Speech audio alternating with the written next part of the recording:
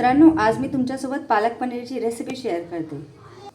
मी पालक थोडी बारीक कापून त्याला गरम पाण्यामध्ये शिजवायला ठेवला आहे। तुम्ही बघू शकता। आता एका मिक्सी बारमध्ये 4 मिरच्या,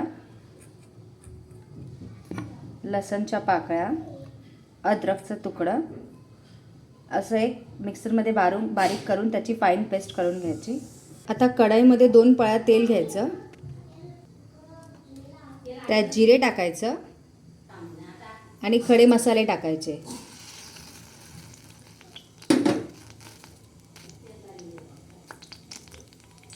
आता ह्यात एक बारीक चिरलेला कांदा टाकायचा। तुम्ही बघू शकता कांद्याचा रंग आता थोडा लालसर होतोय। आता अशा वेळेस ना त्याच्यात बारीक चिरलेला टोमॅटो टाकायचा।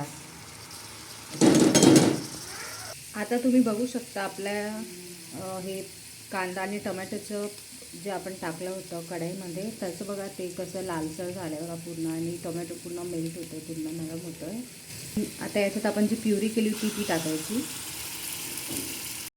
हे तुम्ही बघू शकता। आता मी याच्यात ना थोडंसं गरम पाणी टाकलं आहे।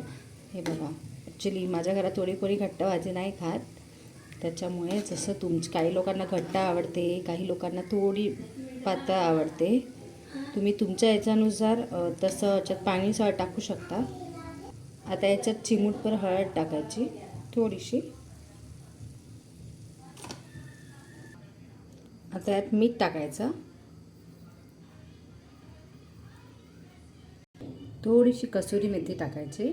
याच्याने खूप टेस्ट येते। ॲक्च्युली कोणत्याही भाजीला तुम्ही नक्की कसुरी मेथी ट्राय करा, खूप टेस्ट येते भाजीला। तुम्ही याचं टेक्स्चर बघू शकता। आता ॲट द लास्ट याच्यात पनीरचे पीस टाकायचे।